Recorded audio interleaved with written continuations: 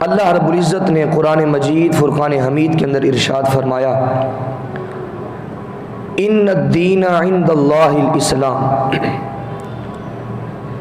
اور دوسرے مقام پر ارشاد فرمایا، خذ العفو وأمر بالعرف وأعرض عن الجاہلین۔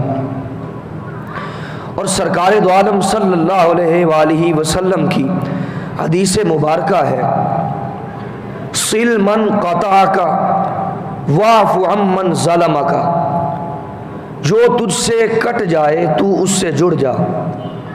عزیزان محترم، دین اسلام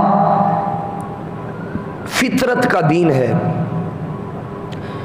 یہ خوبصورت دین جو نہ تو افراط کا شکار ہے اور نہ ہی تفریط کا شکار ہے، ایک معتدل دین، خوبصورت دین، پیارا دین آقا کریم علیہ السلام کو اللہ رب العزت نے عطا فرمایا۔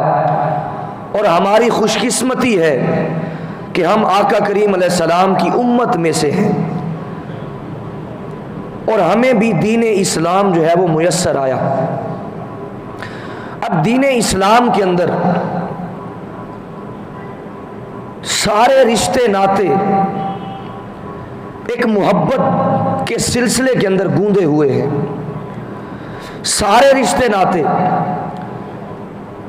حتیٰ کہ باپ بیٹے کا رشتہ ہو، ماں بیٹی کا رشتہ ہو، بہن بھائی کا رشتہ ہو، کوئی بھی رشتہ ہو، سارے رشتے اللہ رب العزت نے دین اسلام کے اندر اسلام کی محبت کے ساتھ ان کو گوندھ دیا ہے۔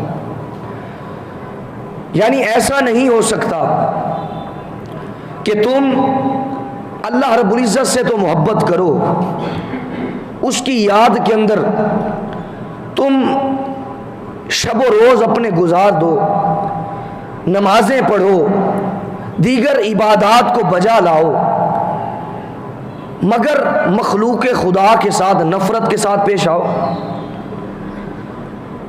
یا پھر مخلوق خدا کے ساتھ تم محبت کرو، پیار کرو، ان کے لیے طرح طرح کے معاملات کے اندر تم ان کے لیے مدد پیدا کرو، آسانیاں پیدا کرو، اور دوسرے نمبر پر اللہ رب العزت کی ذات کے ساتھ تمہارا رشتہ جو ہے وہ کٹ جائے۔ ایسا بھی ممکن نہیں ہے۔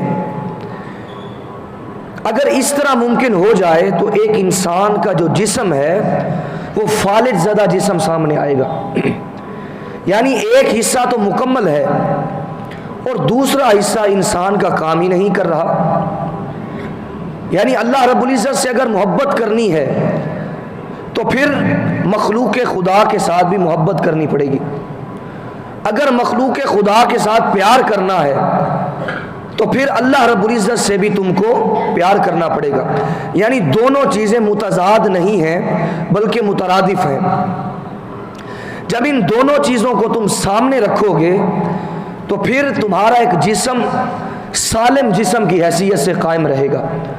تمہارے جسم کے اندر فالج کی جو بیماری ہے وہ نہیں ہوگی، بلکہ ایک منظم جسم، خوبصورت جسم یہ سامنے آئے گا، اور یہی جسم جو ہے وہ اللہ رب العزت کی بارگاہ کے اندر مقبول اور منظور ہوا کرتا ہے۔